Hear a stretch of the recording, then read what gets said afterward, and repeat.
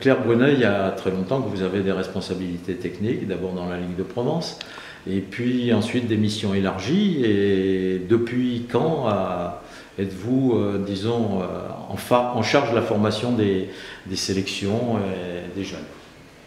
Les sélections des jeunes, en fait, j'ai démarré en 1983 comme CTS et dans l'encadrement du pôle de Marseille-Vert pendant 17 ans. Donc j'ai fait de l'entraînement de jeunes athlètes, notamment ce qu'on appelle maintenant le parcours de l'excellence sportive.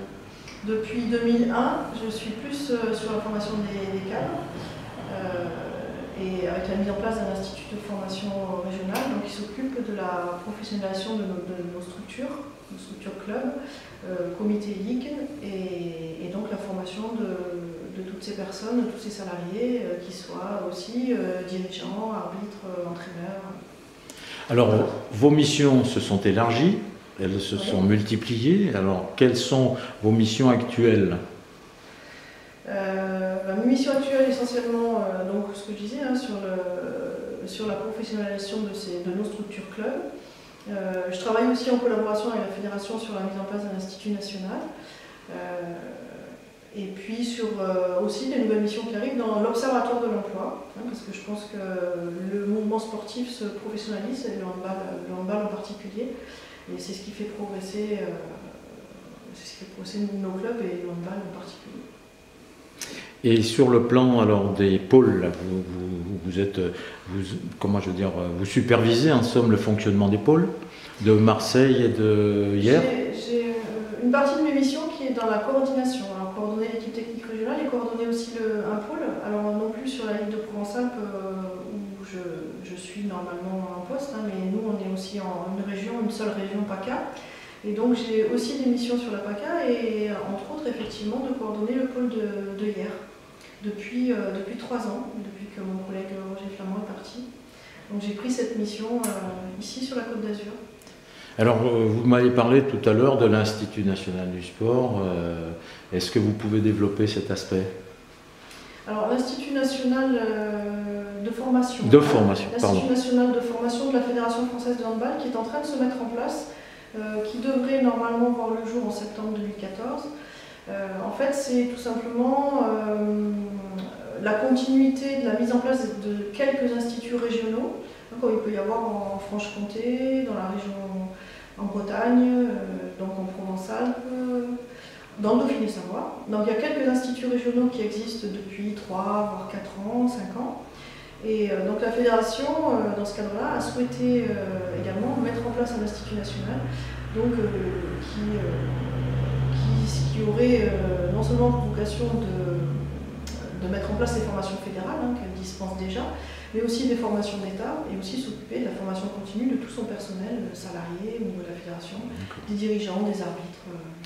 Voilà. Oui. Et alors, un étage en dessous, donc un institut régional, quelle serait sa mission ou quelle est sa mission? Alors en fait, c'est aussi de mettre en place les formations fédérales à son niveau, bien entendu, au niveau de la région, les formations animateurs, régionales, interrégionales, et les formations d'État, les BP sport collectif ou mention handball, ou alors les diplômes d'État qui remplacent effectivement les anciens brevets d'État, maintenant qui sont des formations en alternance. Alors, outre les moyens financiers de la fédération, est-ce que vous avez un appui des collectivités territoriales financiers? Je veux dire, un appui financier, oui, des collectivités territoriales. Les collectivités territoriales aident effectivement au fonctionnement des territoires, toujours encore. Donc, en l'occurrence, la région. En l'occurrence, la région, oui, tout à fait, la région PACA aide au fonctionnement des ligues pour mettre en place leur projet territorial. Bon, alors sur la question des pôles, est-ce que le recrutement est important? Est-ce qu'il y a beaucoup de candidates? Alors en fait, le recrutement il dépend aussi de la masse qui est en dessous effectivement dans les clubs. Il faut savoir que depuis quelques temps, il y a une diminution de la pratique féminine. Donc ça c'est sur le plan national et donc on le ressent effectivement aussi ici dans la région. Donc il y a une petite baisse au niveau pas au niveau du recrutement réellement, mais au niveau du nombre de licenciés dans les catégories jeunes notamment. Et bon, on prend effectivement avec la fédération à bras le corps ce problème-là en essayant de mettre des projets en place sur le développement de la pratique féminine.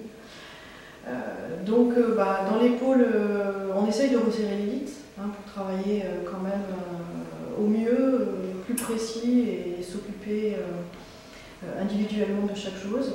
Donc c'est vrai qu'on a diminué le recrutement, le nombre de joueuses à l'intérieur du pôle cette année, et je pense que ça ira en diminution, comme ça, au niveau de tous les pôles, sauf ceux effectivement qui sont sur plusieurs territoires.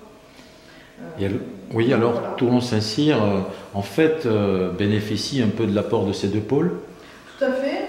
Toulon-Saint-Cyr donc, est à proximité aussi du pôle de Marseille, qui donc n'a pas à proximité le club de haut niveau le plus proche, c'est donc Toulon. Plan de Cuc actuellement qui fait partie sur le territoire provençal ne joue qu'en N1.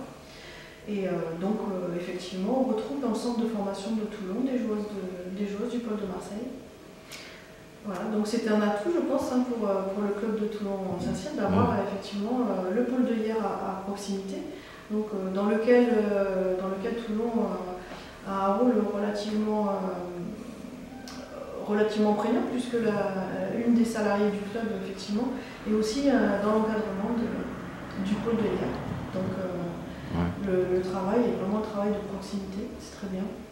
Eh bien, merci pour votre engagement passionné depuis de nombreuses années, et puis on vous souhaite bonne chance pour la suite. Merci beaucoup, merci à vous.